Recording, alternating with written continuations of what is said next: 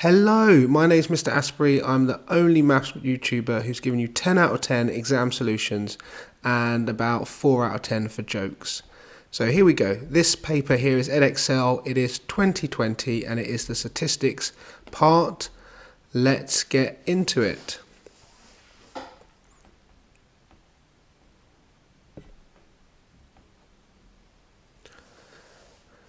Right, here we go. So Venn diagram shows probability with 4 events, A, B, C and D. Write down any pair of mutually exclusive events. So mutually exclusive means they have no intersection. They don't share any elements.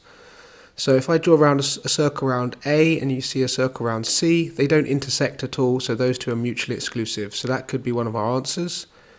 There are other answers as well. It could be C and D, because again they don't have any intersections, or it could be D and B as well. They also don't share any elements, or they have zero intersection. So either of those three would be a correct answer. Part B asks us to work out the value of P, and it tells us that the probability of B is 0.4. So if I add up all of the probabilities that are already inside B, and that should equal the total probability of 0.4.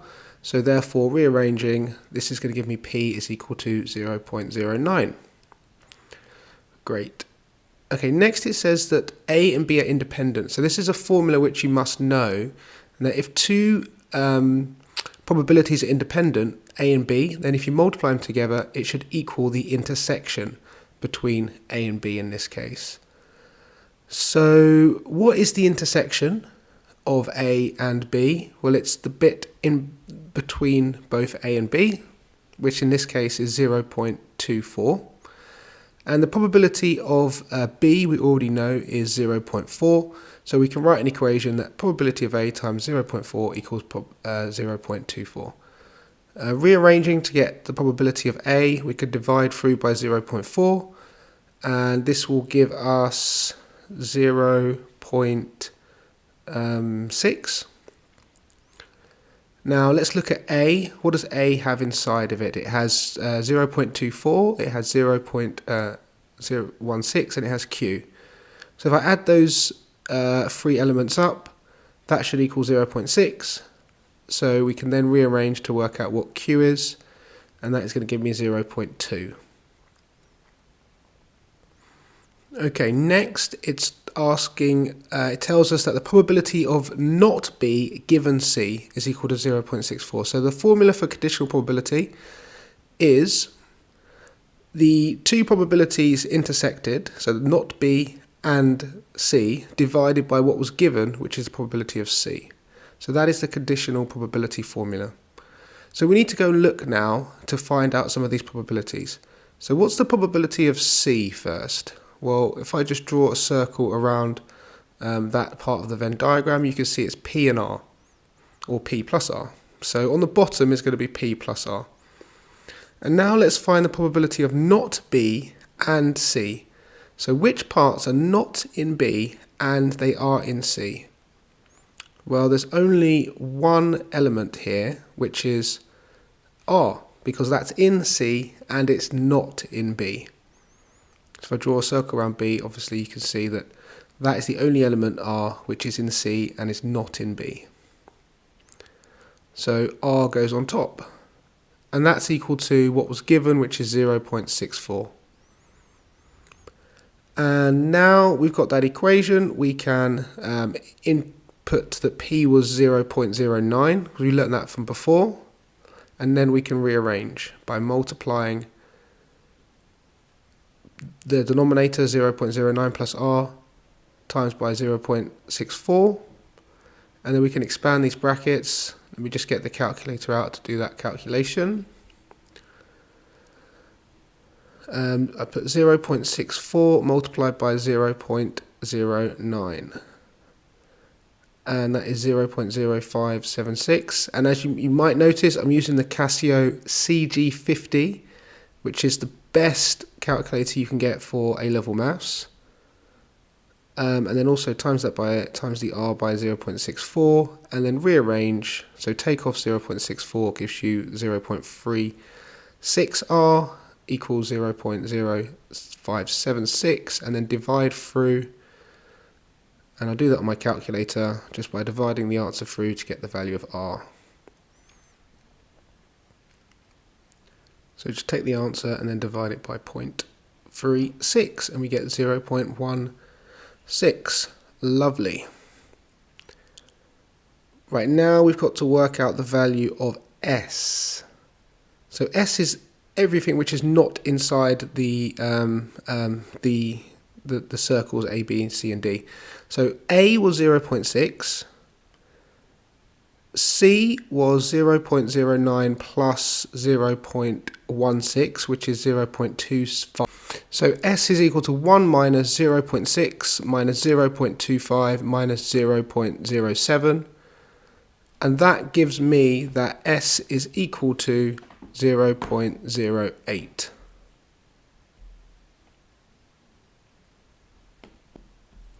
Okay, question number 2 is a random sample taken from the large data set. Ugh, no one likes this.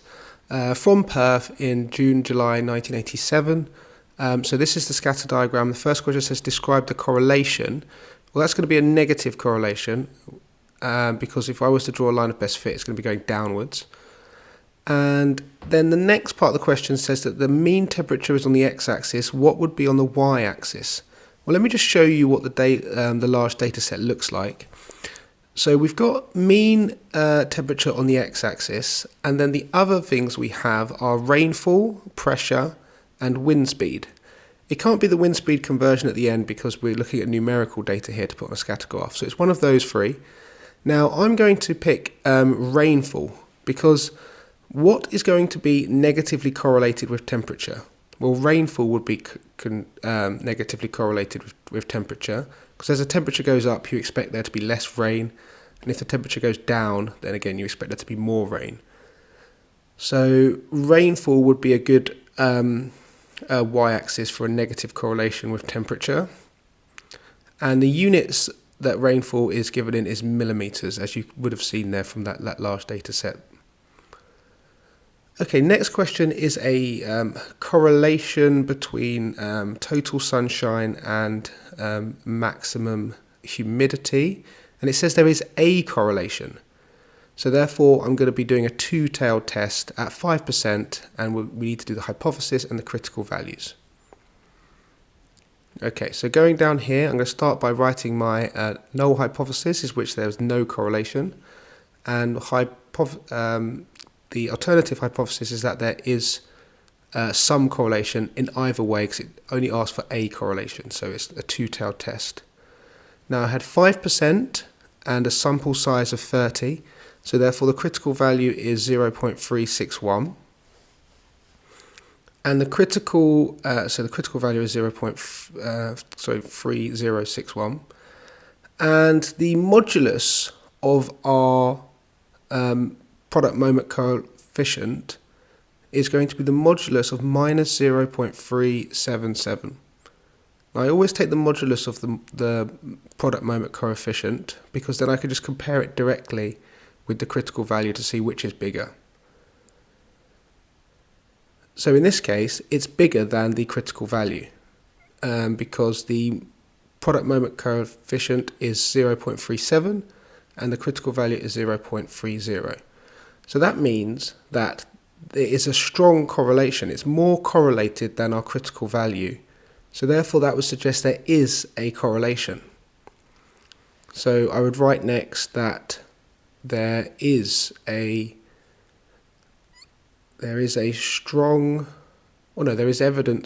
enough evidence to suggest that the two variables are correlated. So I put there is enough evidence of a correlation between sunshine and humidity.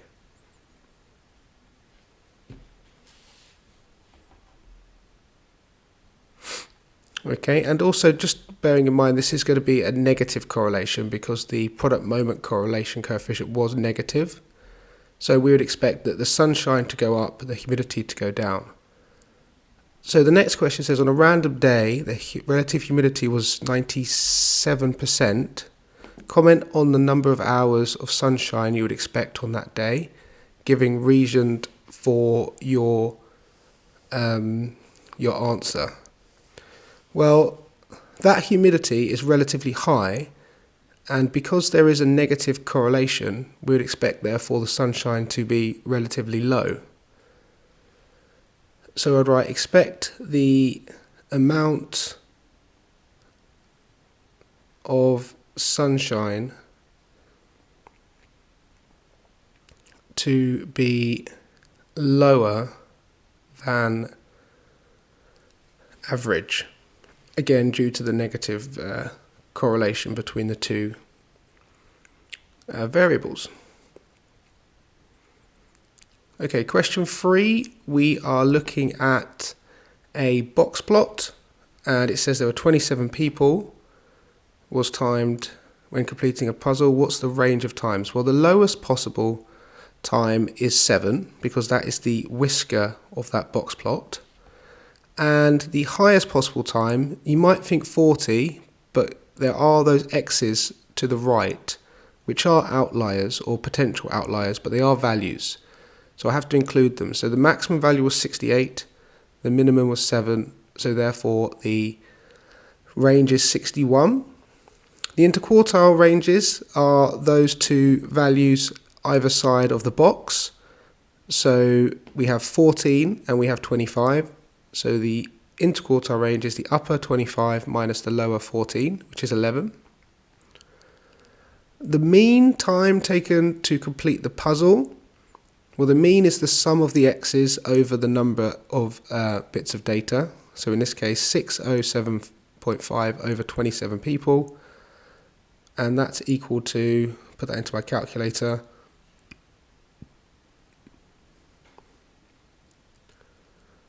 and what is that? That's 22.5.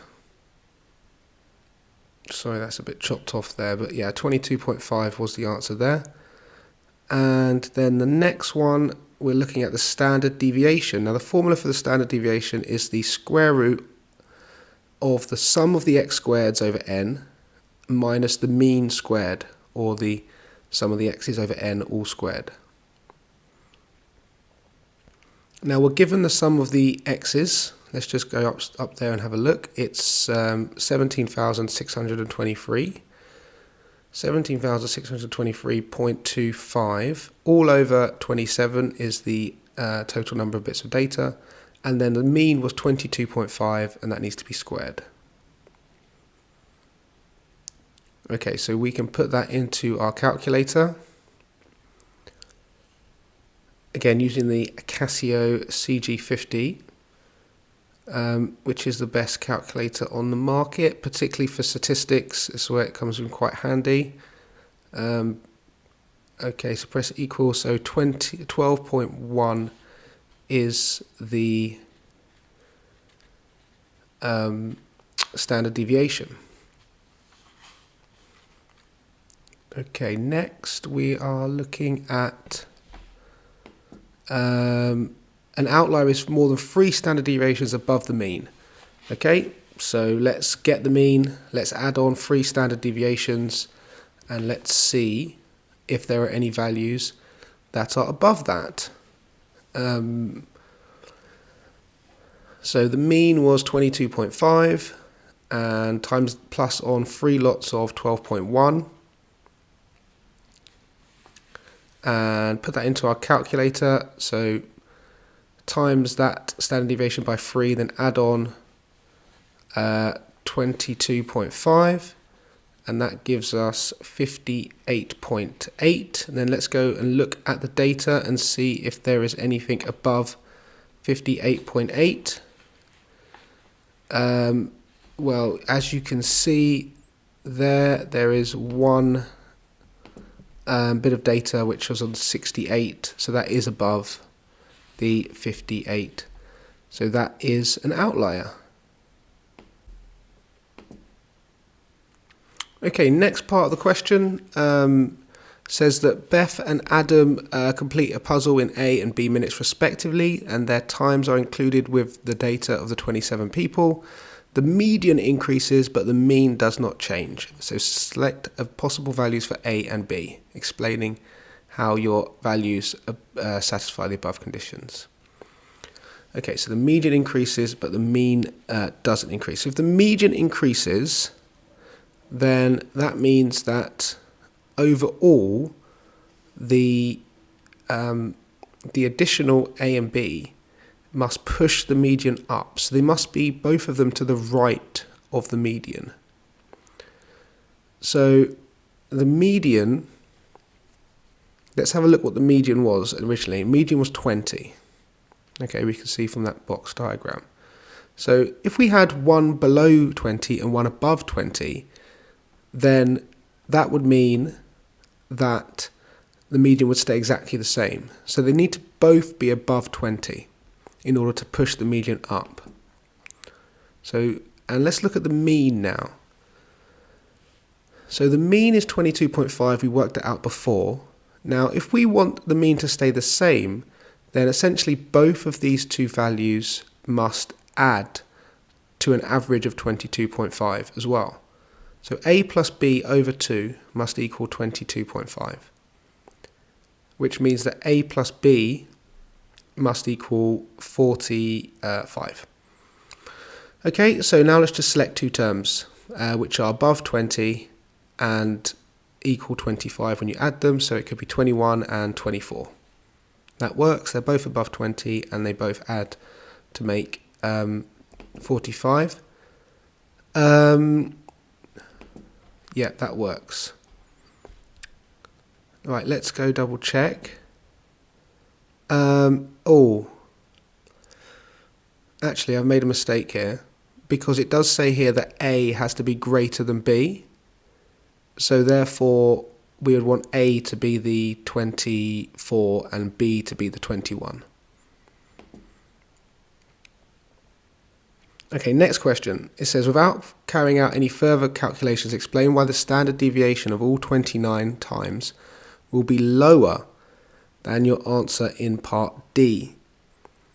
Well, those two values which we just calculated, 21 and 24, they're actually very close to the mean of 22.5. In fact, they're definitely within one standard deviation of the mean.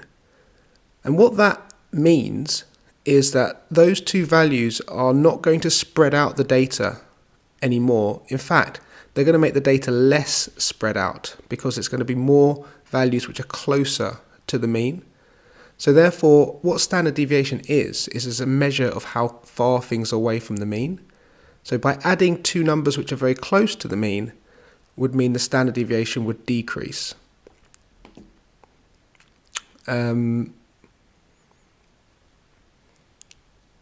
Yeah, so they're now 29. So what I'd write here in order to write down what I've just explained is I would say both values are they're less than one standard deviation from the mean, and this will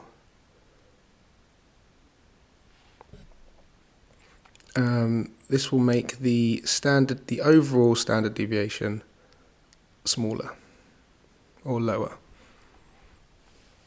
Okay, great. Now let's move on to question number 4. It's a bit of a humdinger of a question, this one. First part's fairly straightforward. It is a probability distribution function, and a probability distribution function basically just tells you what the probabilities are of each particular option. So there are 5 options there, either 10, 20, 30 or 40 or 50, and the respective probabilities of each of those options are listed below. And what we know about a probability distribution function is that all of the probabilities must equal 1, because they give you all of the possibilities, so therefore their probabilities must equal 1. So straight away, without really even looking at the question, I would just start listing off those probabilities and set them equal to 1. just like that. And then from there, that's an equation which we could solve. So I'm going to do on my calculator 1/10 plus 1/20 plus 1/30 plus 1/40 plus 1/50. And that's going to give me, that's how many Ks we've got. So we've got 137 Ks over 600, and that equals 1. So therefore K is equal to 600 over 137, as they have asked us. Okay, next part. It says that the random variables D1 and D2 are independent of each other and have the same distribution as D. Okay, so what does that mean? Well, that means that D1 will just spit out either 10, 20, 30 or 40 or 50 with those given probabilities, and D2 will do exactly the same. So it's asking me the question, find the probability of D1 plus D2 equals 80. So how are we going to get 80 if we use this probability distribution twice? Well, there are certain options. We could have D1 be 30, which means that D2 would be 50, or they could both be 40, or we could have 50 first, then 30 second. So we need to work out the probabilities of each of these and add them up to get our overall probability. Okay, so 30 would be K over 30, and we want K over 50 to happen next. So we have to multiply them together because we want D1 to be that and D2 to be that. So that will equal K squared over 1500. I'll just keep it in terms of K for now, just because it's just easier than getting these horrible numbers. So that'll be K squared over 1600. And then the other one is going to be K squared over 1500.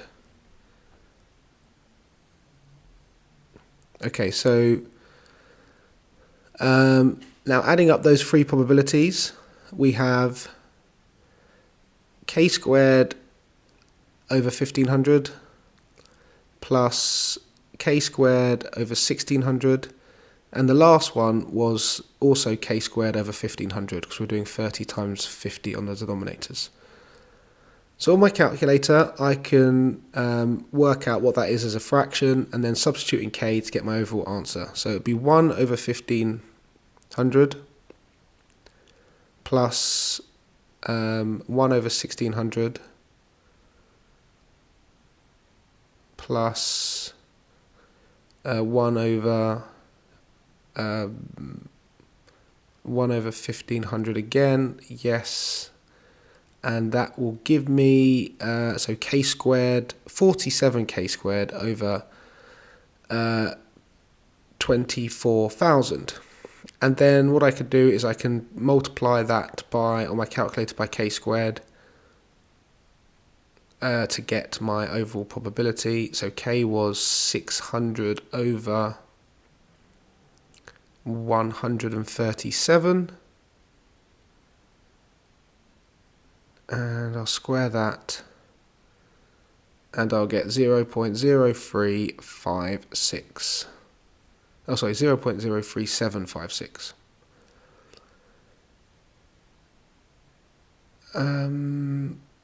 Okay, yeah, perfect. Right, next question. Oh, this one is an absolute nasty piece of work. I mean, I had to read this question about 4 times to really understand what it was actually asking.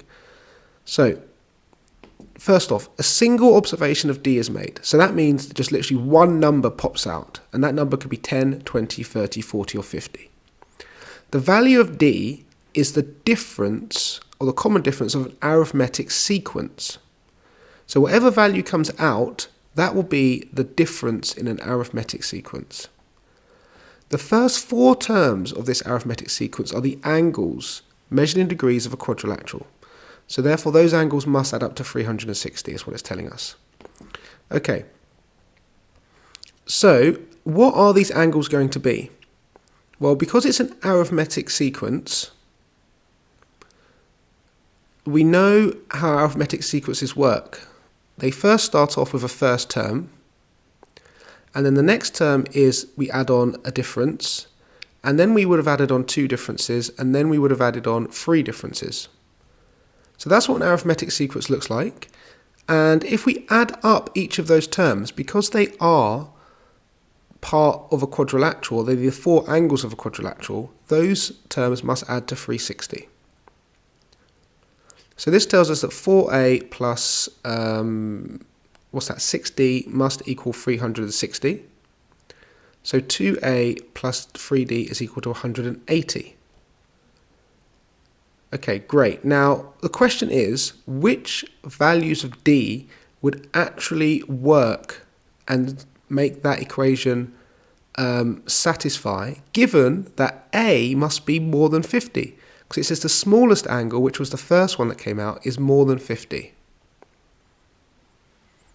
Okay, let's try and find which values of d would actually work for this. So the values of d are, again, 10, 20, 30, 40, or 50. Let's start with 10. Would that work? Well, if d equaled 10,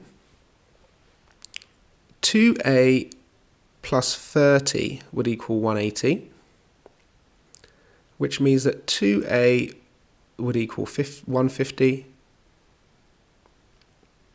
and that means a would equal 75. And now 75 is bigger than 50, so that would be good. That works. What if d was 20? We would have 2a plus 3 times 20 is 60, equals 180. So therefore 2a is equal to 120, so a would equal to 60. And again, that would work because a would be more than 50, which is what we've been told the smallest angle is, or the first term out of the sequence. If d was 30, however, we would get 2a plus 90 is equal to 180, so a would equal 45, and that is not bigger than 50, so that would not work. Okay, and obviously if d was larger, a would get smaller, so again that wouldn't work. So the only 2 options we have are d is equal to 10 or d equal to 20. Now let's remind ourselves what those probabilities were. They were k over 10 and k over 20. So those are the only 2 options. So one or the other would be fine, would be acceptable. So that's why we add the 2 probabilities together, because one or the other. So that gives me 3k over 20. And then we just go to our calculator now to work that out, because we remembered what k was. So it was 600 over 137 was k, and I'll times that by 3 and then divide that by 20, and that gives me 90 over 137.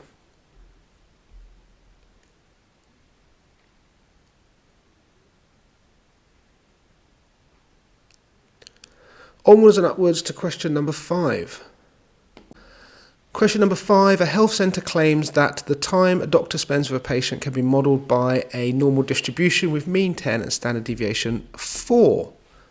Okay, so we know this is a normal distribution with mean 10 and standard deviation 4.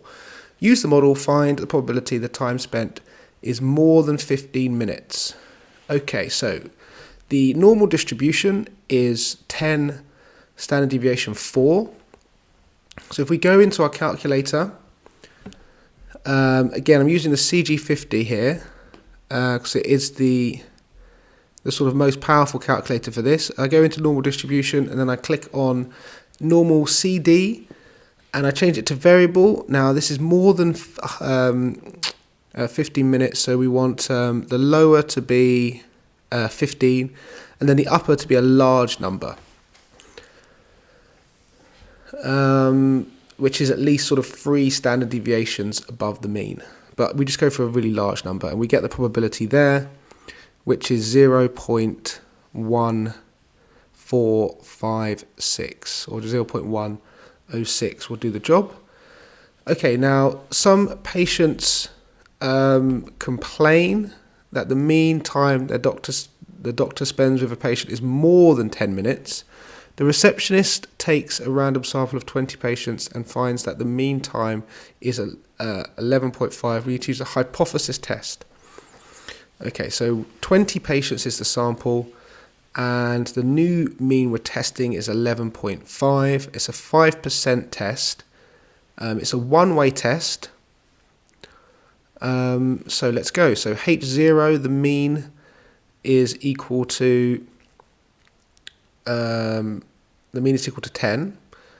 and we are claiming that the mean is actually increased. It's higher, so it's greater than 10, because that's what the complaint is. So we need to work out the sample distribution. Now, the sample distribution is the original mean, and it is the original standard deviation, but over the square root of the sample size.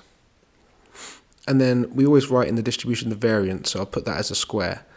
But yeah, it's the standard deviation, which is the original 4, over the square root of the sample size. And we are testing to see how likely it is that with this given distribution, the mean is actually 11.5 or more. Because if it was more than 11.5, it would strengthen the claim that the doctor is running over that average 10-minute time.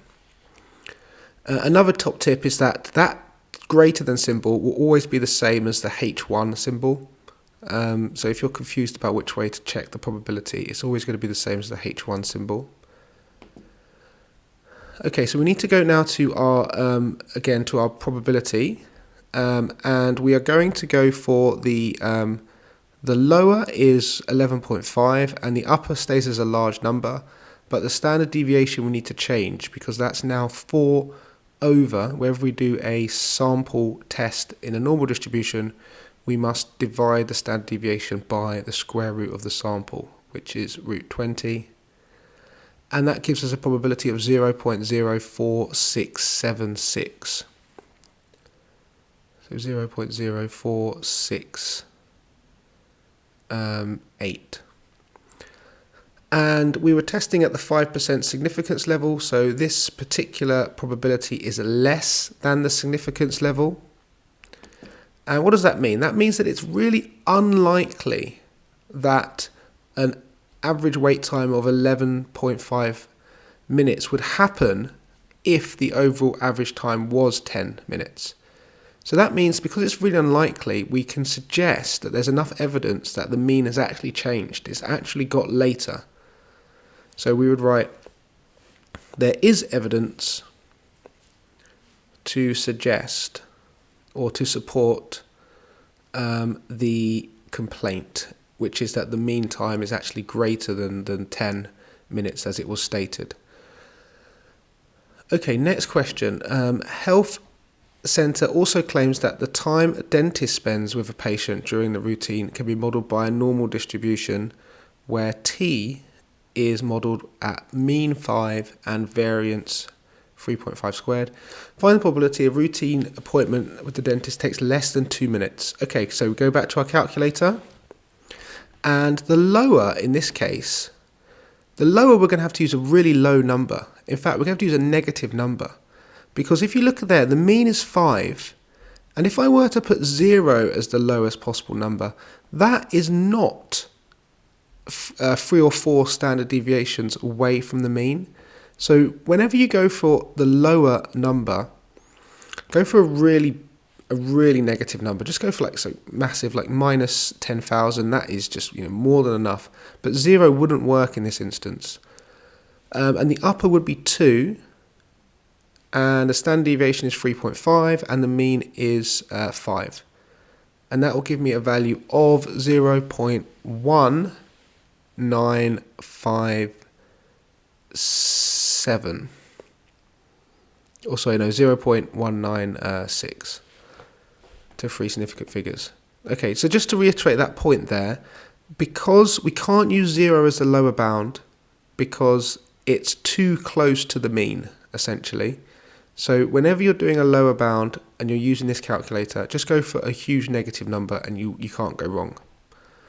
Right, now what we're looking for? we're looking for find the probability that t is less than 2 given that t is greater than 0. So we need to set up our conditional probability formula. And the formula states that we have to do the intersection of those two things. So what is the intersection of t being less than 2 and greater than 0? Well, that would be the probability that t is in between 0 and 2. So the intersection of being less than 2 and greater than 0 is the probability of being in between 2 and 0. And that's divided by what's given, as is the conditional probability formula, which is the probability that t is greater than 0. So we need to go find these two probabilities. So we go back to our normal distribution, and we want t to be between 0 and 2. So lowers 0, uppers 2, and that gives us 0.119. And we want that to be all over the probability that t is greater than 0. So 0 lower and then just a huge number as the upper will give us that. And that is 0.293. So we go back into our calculation part of the calculator, and we're going to get 0.119 over 0.923. And that will do it. 0.1289 or just 0.129 will be fine. Okay, next question says, hence explain why this normal distribution may not be a good model for t. Well, this is not a good model because, just like I said before, you could, values of t that are negative actually have a probability. So you can say that, how would I explain this? You would write this down. You would say that it suggests that non-negligible negative numbers for t have probability. Okay, so suggest non-negligible probabilities for t less than 0. Okay, so essentially what that means is that if you were to select a negative value for time, there would give you a probability which is non-negligible, which obviously can't happen because t can't be 0 because we're looking at time here. Okay, so next question, final question. The dentist believes that she cannot complete a routine appointment in less than 2 minutes. She suggests that the healthcare should use a refined model only including values greater than 2 minutes. Find the median time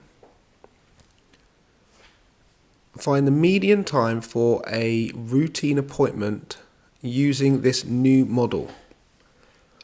Okay, so first off, it says that we want to find the median. So the probability that t is greater than this median value is going to be 50%, because the median is slap bang in the middle, so half the data is to the right of it or greater than it, and the other half is lower than it. So the probability that you are going to be greater than the median is going to be 50%. But we've also got to consider the fact the dentist said that she only wants times to be greater than 2 to be considered. So it's a conditional probability whereby we're given that t must be greater than 2 as well. And that is equal to 0.5. Well, conditional probability, we start by the top line being the intersection of those two things. Now, the intersection of t being greater than the median and greater than 2 is just that t is greater than the median. Because 2 is a very low number, the dentist said so low that she wanted to disregard them. So for them both to happen, t needs to be greater than the median. And divided by the what's given, which is that t is greater than 2. And that's equal to 0.5. Now we've already worked out what t greater than 2 is. Well, we haven't actually, but we've worked out what t less than 2 is. So we could do 1 minus this. We worked out earlier in the question it was 0.196, so therefore we get 0.84 is the probability of t being greater than 2. So our new, our equation then becomes t greater than m is equal to 0.5 over 0.804. So I can multiply this up by this side here, and that gives me 0.402. So now I've got to go to my calculator, and I've got to go to, back into statistics mode, distribution, normal,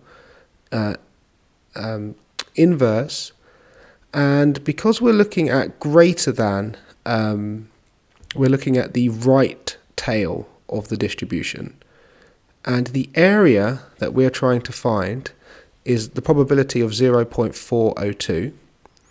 The mean was 5 and the standard deviation was 3.5, so we press equals and we get a value of 5.86. So the median value is 5.86. And that's it, we're done. I hope you enjoyed that statistics paper and you learnt a thing or two. If you did, please do subscribe to my channel and like and share with any friends that you have that are doing A-level maths or GCSE maths. Thank you very much. And there are some other videos that I'm doing should be appearing right here. Thank you.